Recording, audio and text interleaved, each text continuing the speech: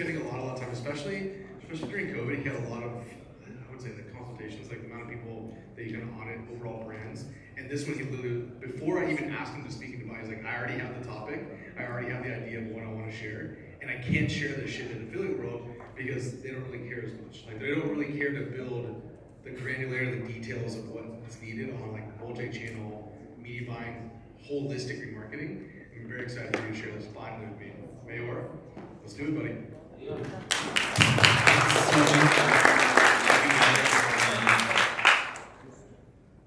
I am blacked out. I can't remember the presentation. So you guys are gonna have to ask questions. I'm sorry. I can promise you guys. I get really weird at the first couple of minutes, and I'm gonna have to ask everyone to put on a face mask just for my talk. No, I'm joking, but yeah. So the story with me usually is like the first time someone meets me, it's always like, what the fuck? And then the guys or people that survive, we kind of like become friends. So the guys who had like weird interactions with me, I'm sorry, it's a part of the brand, I can't control it. I turned it into the brand because what can I do, you know? It's like either that or get hospitalized. So I'm trying to make it as if I'm normal. Okay, so I've done over 150 consultations over the past 2 years. And some things keep on repeating over and over and over again. So my Geekout talk today is going to be pretty broad in terms of like, it doesn't matter if you do lead gen, e-commerce, it doesn't matter if you run an agency, a brand, if you run mostly on Google or Facebook natives. This talk is supposed to really touch every one of you. I do have a small tip that I don't think is really genius, but it's something that I came up with that helps get CPAs down by up to 70%, and that's something I'm gonna share with you at the end. So let's go. So I noticed a lot of media buyers and most of the people that I audit their accounts are really dependent on top of funnel traffic. And I feel like who in here feels like they're mainly dependent on like one traffic source? This is not television, guys. You need to kind of like participate. So mainly traffic source. Who in here feels like most of the traffic sources that you're dependent on are probably Facebook and Instagram? Like Aaron, the agency is like 80, 90, 95, like, and everyone's trying to shift and everyone's talking about it, but the thing that keeps on repeating when I look at different accounts is that no one is doing remarketing. And I'm holding the mic like I'm fucking Tupac rapper like that. So most of you guys are not running any remarketing campaign, and the ones who are running remarketing campaigns are most likely running the remarketing campaign on that same platform that they're getting most of the traffic from. So let me tell you guys a bit about myself. My name is Maor, but just like Nick said, it's a hard name to pronounce. So I decided to call myself the Wolf. I'm 33 years old. I'm originally from Jerusalem. Now I live in Tel Aviv.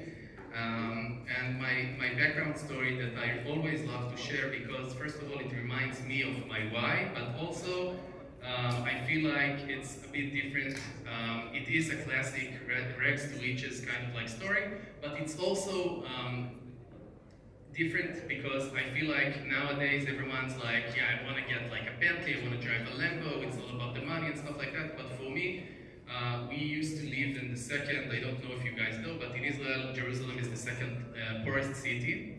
And there was a certain situation where I overheard my mother talk to her sister. She told her that it's the middle of the month and asked her for financial help. They didn't have the money to buy food at the time.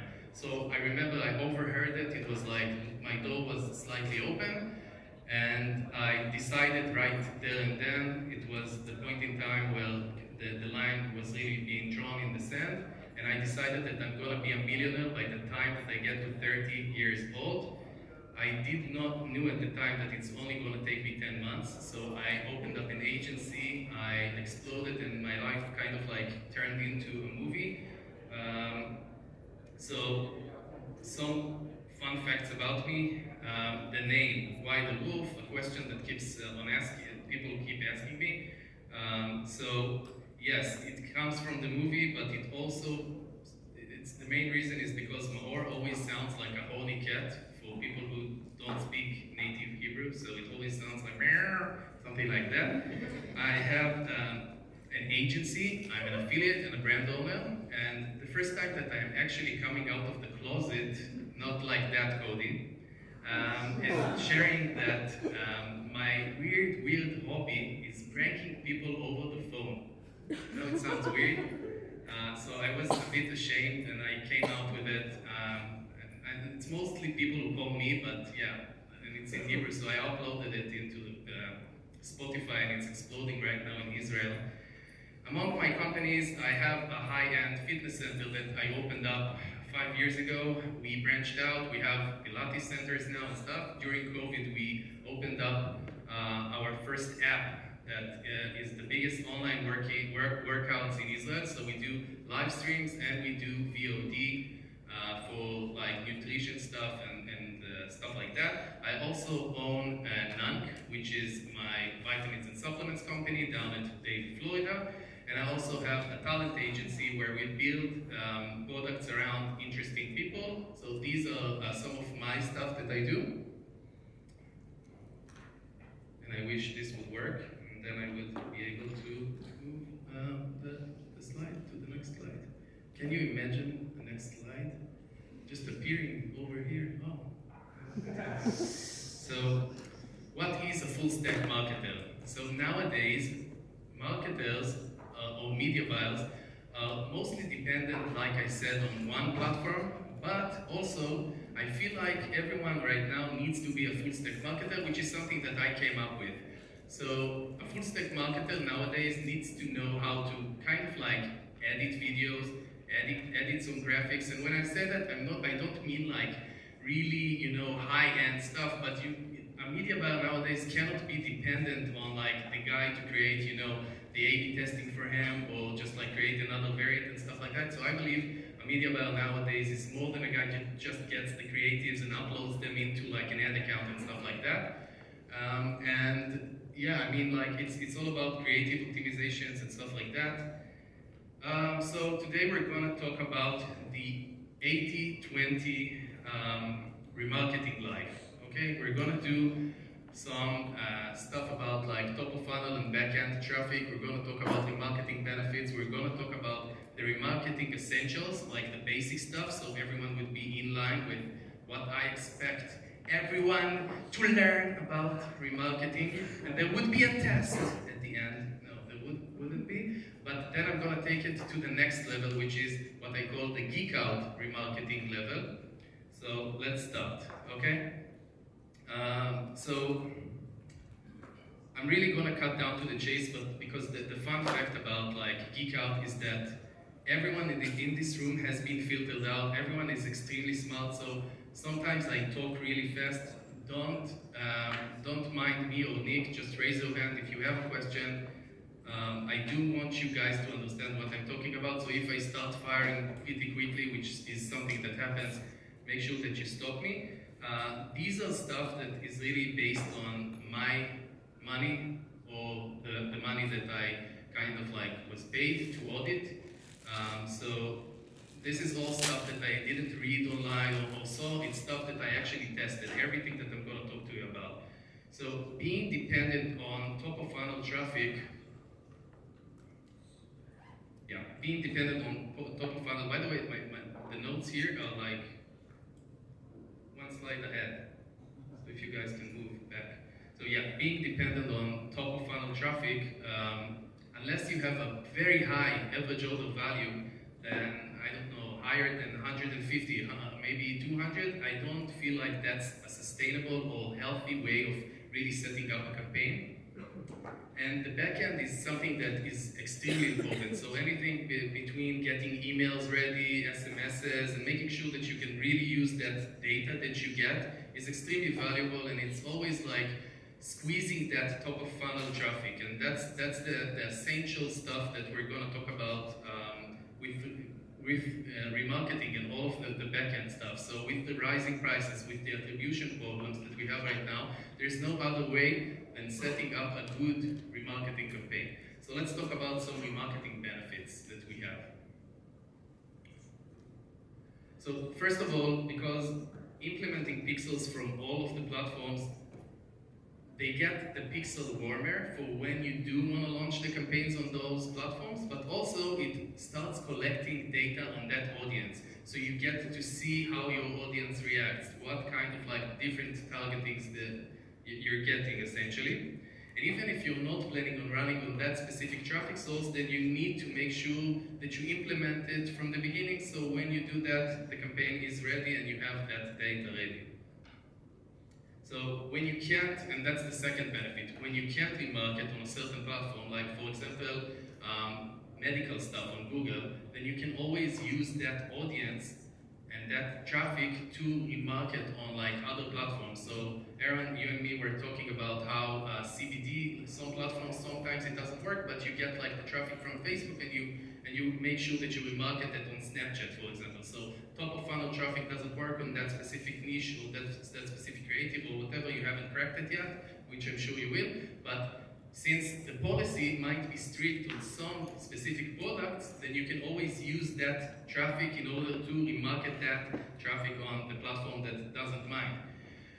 The big thing is that, and that's, I know for some of you it's really basic, but I said I'm going to talk about the essentials, the benefits, and we're going to fly from there. So higher conversion rates means that you can pay more for CPCs, you can bully the competitors and you can push them out of the auction. So you want to make sure that you really squeeze what you can for that with those campaigns.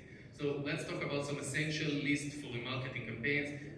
And this is just like made out for people who tend to forget how to really set it up. And again, it works for lead gen campaigns, e-com campaigns, doesn't matter. So some projects that I will be auditing, I'm going to see a lot of pixels and a lot of pieces of code being implemented inside the HTML, inside the PHP, inside the website, and I feel like that's not the cleanest way of working. And it's almost like when you buy a car for someone, you want to make sure that the car is clean inside and stuff like that. So a big red flag for me would be someone who doesn't work with Google Tag Manager. First of all, Google Tag Manager allows a lot of just allows the marketer to be extremely dynamic because it doesn't need to edit anything inside the code itself, but it also helps you keep everything intact. So I just like when I set up an advertorial, a website, a Shopify site, doesn't matter what, I make sure that I have all of the platforms ready, all of the triggers ready,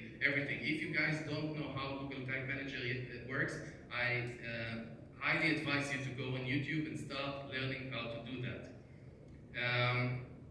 So Google Tag Manager helps us not just getting, not needing a developer, but it also makes it easier and faster, and yeah, I just think that every business should use it.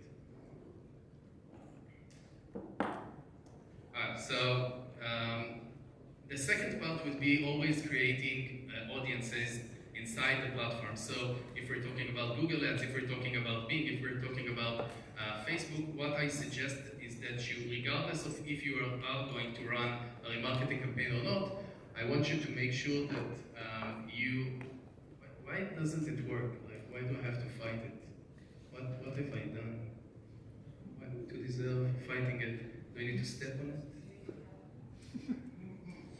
So you want to make sure that you create on all of the platforms many audiences, just like every audience that you can. So some of these audience segments are really trivial, like people who purchased, people who did some upsells, or purchased the upsells or initiated checkouts and stuff like that. But some of these types of audiences and audience segments are pretty, not unique, but I don't see them on a lot of accounts. So within Google Tag Manager, you can implement triggers and tags for people who spend some time on your website, or just like got some emails, opt-ins and stuff like that. And within each audience, I always try and make sure that I have the 7, 14, 30, 90, and 180 days, because on some platforms you can make sure that you bid adjust that. I'm going to talk about it in a second. So you can also make sure these are set up by a tag, meaning you're already going to set up some conversion-based campaigns and some conversions inside the platform. So you want to make sure that if we're doing purchase, the purchase segment, then you don't just like set up that audience according to a URL, but you can base it on that specific event tag.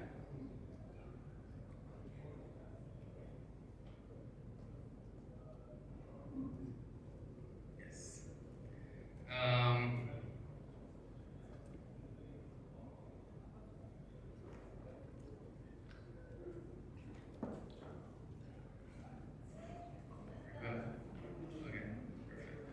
Alright, so let's talk about some search remarketing, which I think is the biggest thing, and that's why I put it inside the essential stuff. So the first part that I want everyone to kind of like do is open up different remarketing campaigns for branded keywords and one for generic keywords. So we're going to have at least 2 different campaigns, and you can, if you want to save time, just duplicate existing campaigns and stuff like that. So one is going to be for branded keywords, the other one is going to be for like generic audiences, and you want to make sure that you bid the absolute first place inside the first page.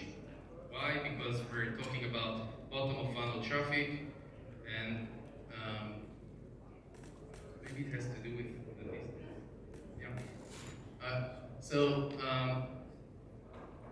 When we're targeting generic keywords and stuff like that, we want to make sure that we change bidding settings. So, okay, the branded keywords, we're going to use either manual CPC, or if we're doing any type of like automatic bidding, we want to make sure that we target the impression shares. Why are we doing that? Because when you set up a search remarketing campaign, people usually would go and keep the same settings. Like, for example, they would keep the maximizing conversion settings. Why is it bad for us? Because when you're using any type of like automated bidding, like maximizing conversions within Google and stuff like that, then the system, the platform, actually decides whether to take part of the auction or not every time.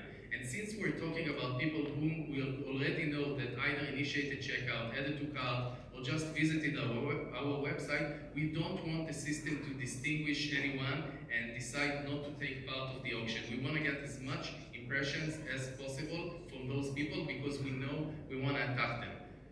Alright, so this is just like the bidding settings, which I think that is extremely important because you're going to lose some clicks if you don't do it. The last part would be making sure that you exclude those top of funnel, or sorry, bottom of funnel traffic from the other campaigns. What do I mean by that? In order to close the overlaps and making sure that you're not competing for the same audiences on the top of funnel and bottom of funnel traffic in marketing and prospecting campaigns, you want to make sure that you add those audiences and exclude them to the normal top of funnel campaigns. You guys moving it with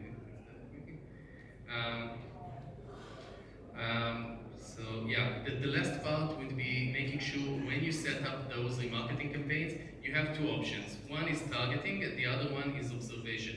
By default, inside Google, the system is going to choose observing. Observing doesn't mean that you're targeting those audiences, it just means that the system lets you see how these audience segments reacted to your campaign within that specific campaign. You want to make sure that you target it. So the Geekout level remarketing is something that I'm extremely excited about, and it's going to be like wolf tips and stuff like that, if you guys know what a wolf tip is. So when people finally open up a remarketing campaign, they usually put the same top of funnel creatives inside the bottom of funnel campaign, okay? So just imagine, for example, we're running a campaign for, is it okay if I use CBD?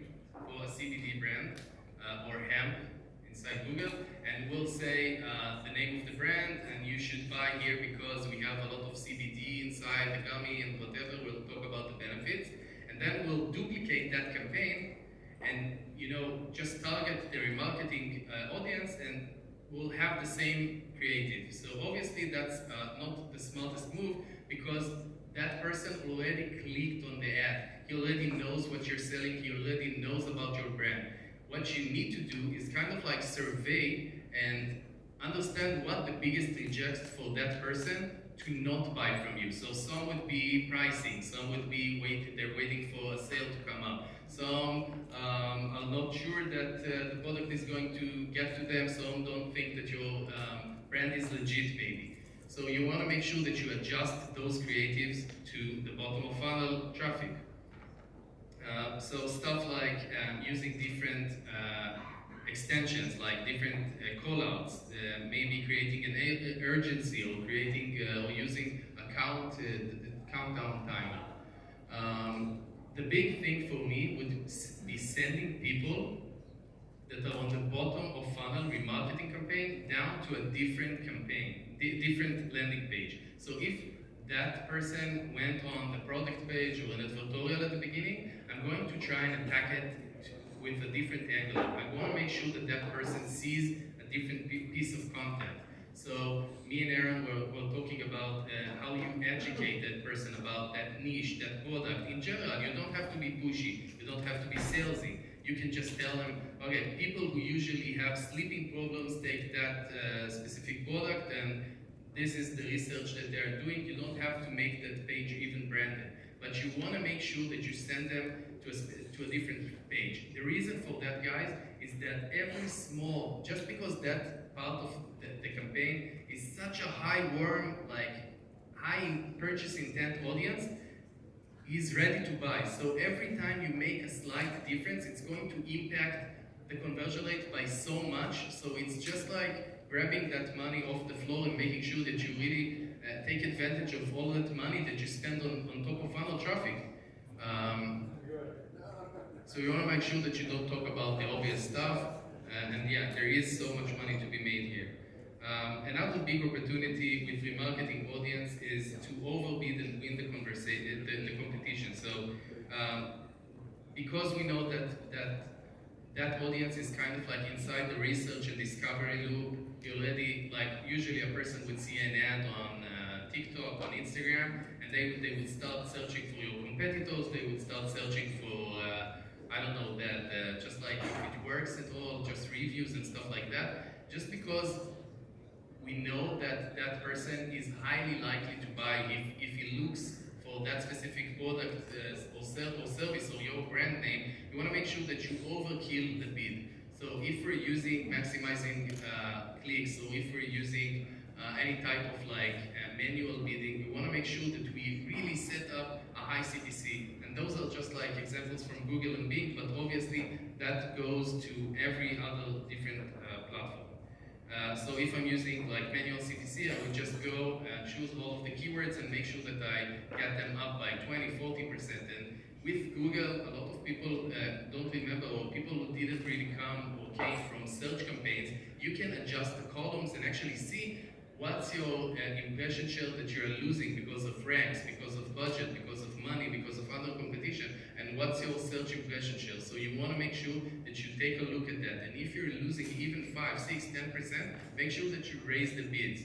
Google uses second auction thing, so you're not really going to pay that same bid that you put there. It's just like a big number. So that's a big thing that I really want to talk about, because this relates to every type of network on Google and other platforms. So when you're launching a remarketing campaign, you generally want to make sure that you don't limit or target within that specific audience. So here we have like 3 examples. We have search campaigns, we have natives, and we have GTM. And when I say that you want to open up those campaigns and you want to make sure that you really open up the broadening type of like network and targeting within each one. So sometimes when you just like want to set up a remarketing campaign, a bottom of funnel campaign, you're going to take that campaign, you're going to duplicate it, and that campaign that is going to be left with that old settings you had from the other campaign, the old campaign. What I suggest is that you really open those campaigns up. So if we're talking about search campaigns, you want to make sure that you open up the match types. If you used only exact match or a phrase match, you want to open them up to a broader match. You want to make sure that you put on keywords that you would not usually put. So for example, if you are running a campaign for loans, maybe a word a keyword like loan is just a keyword that's going to attract a lot of fire, get a lot of clicks out of the campaign and get a lot of budget.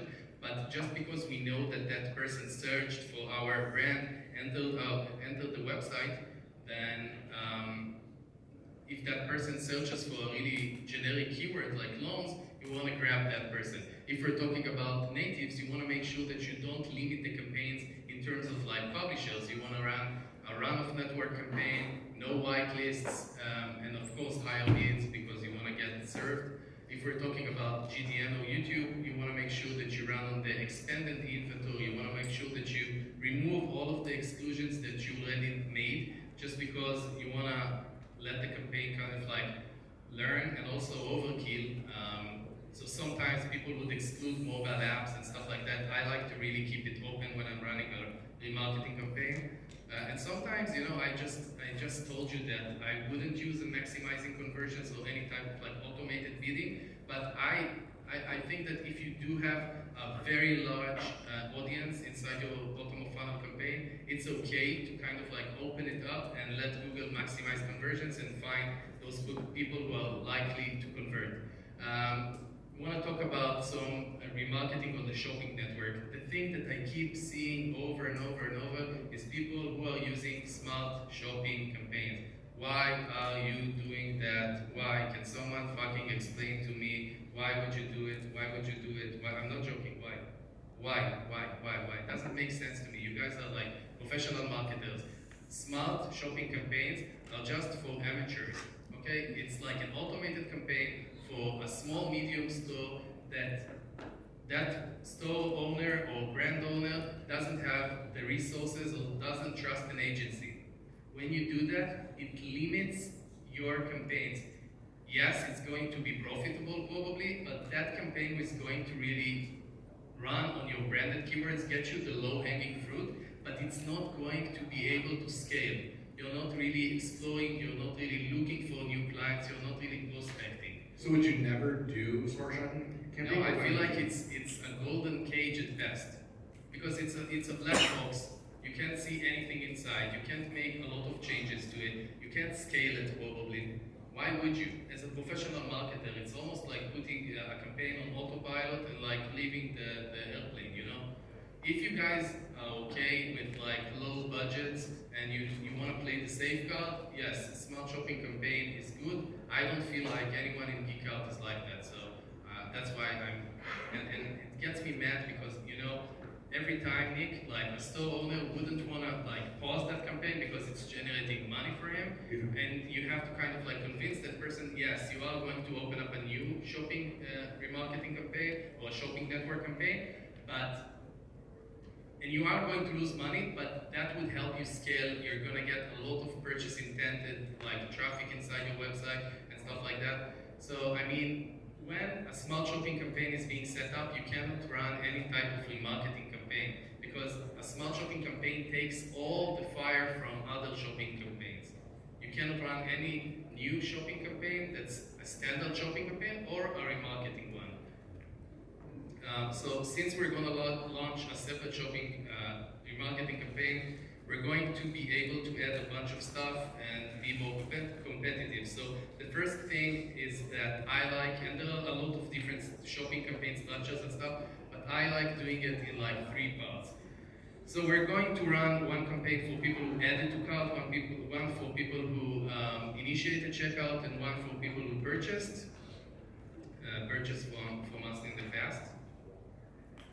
And within each campaign, what I like to do is add multiple segments. So remember that the essential part, I talked about how I like to open up multiple segments, and within each segment we'll have the 7, 14, 30, 90, because you don't know what's the sales cycle. Some people are going to buy after 7 days, some people are going to buy after 3 days. You guys know your cost to consumer, you guys know how to be dynamic. But the cool thing about Google versus Facebook, for example, or even natives, is that when you add multiple segments into Facebook, you cannot know, especially now after iOS 14, you don't know which segment specifically converted. You can't exclude a segment, you can't bid adjust it up or down.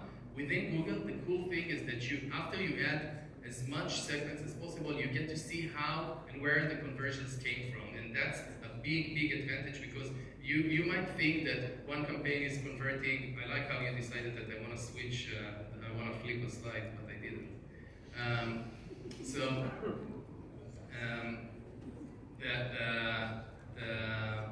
forgot, what was it? Yeah, sure. What? Yes, correct. So segments within, add as much as possible, and make sure that you also. Oh yeah, so jumping into prioritization within the shopping network, I feel like that's a big thing, because shopping network remarketing will not work unless you prioritize those campaigns.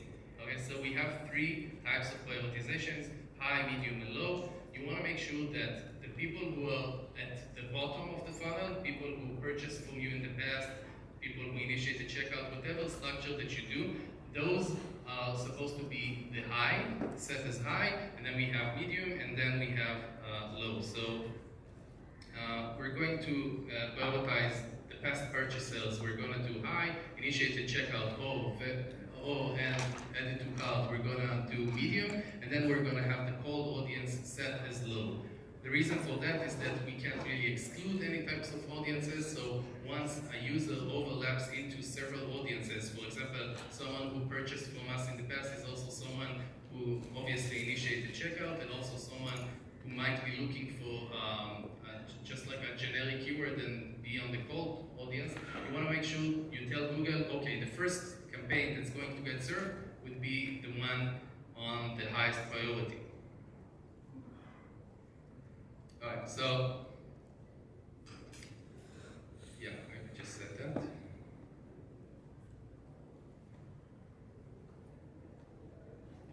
So this is going to give us so much control over these types of campaigns, because the search, a shopping network campaign is already kind of like a black box.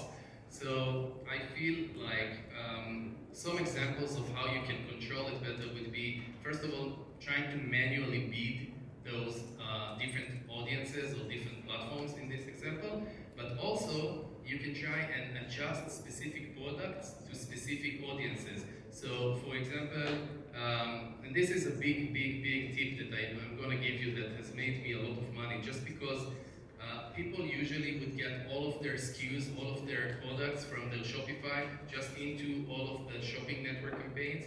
And I feel like that's a mistake, because what I do is I tailor those types of like SKUs into those types of segments. So if I know, for example, that I have like a campaign that is set for a specific audience, like past purchasers, then I would try and get like specific products into that campaign. So it's going to be sometimes higher bundles, it's going to be my newer products and stuff like that that I want them to actually really see. Okay, so how you do that is inside Shopify and also inside the Google Merchant Center. You get to see which products are really on the shop, and you get to hide some of them. So you can specifically manually choose those SKUs that you want to tailor into that specific audience. So yeah, just again, some examples of how I do it. The people who purchased from me in the past one bottle of any vitamin or supplement are not going to see that one bottle ever again. They're always going to see 3, 4, 8 packages, larger bundles and stuff like that. So I make sure that they really buy a lot bigger, and that helps me get the AOV way up. And sometimes, like for example, what I did is I surveyed the people who abandoned cart, and I wanted to check why they abandoned the cart. So we called a bunch of them and we asked and stuff like that. So some of them, of course, was pricing. So one campaign that I have inside the shopping network would be for people who initiate a checkout or abandoned cart, and I'm going to send them into a page where I have a bigger discount or something like that. Wait, skip the one, yeah. Something I'm using with native ads. So can you go back in the slides one? Yeah. So no, that's not the one. We're nowhere close. No, you need to go back.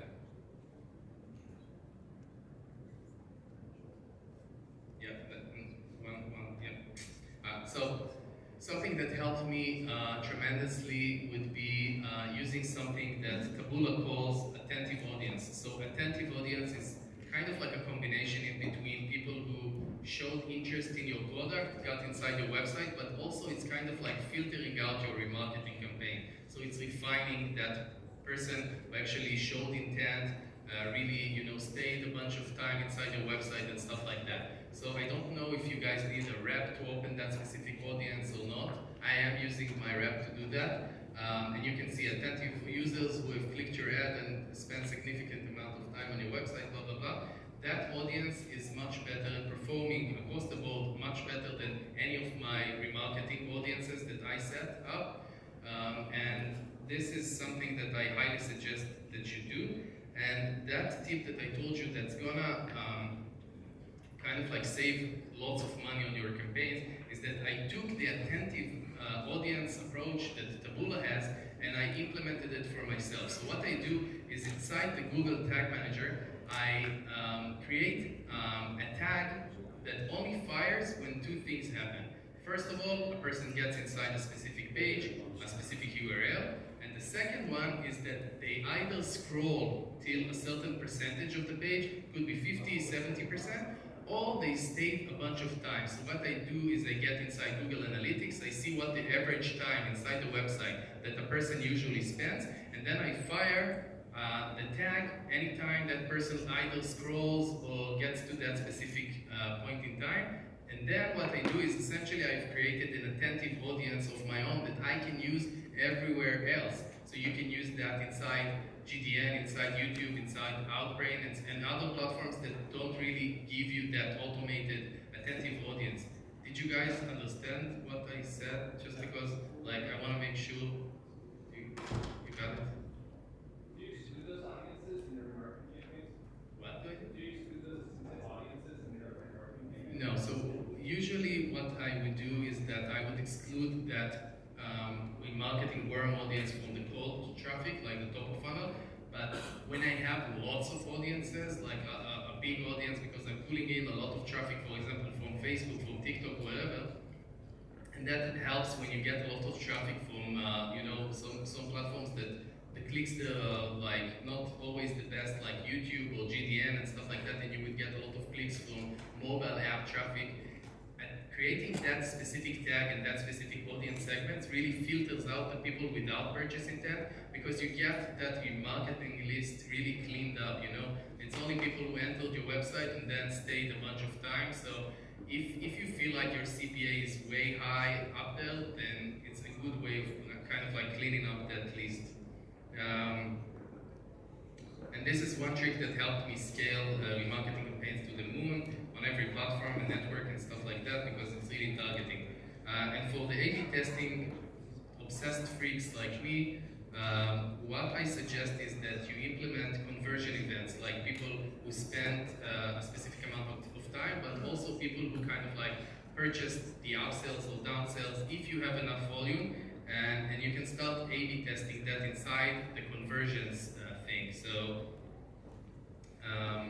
it's kind of like an extra kind of like way of really starting to A/B test different designs and different opt-in strategies and stuff like that. So that's definitely what I do.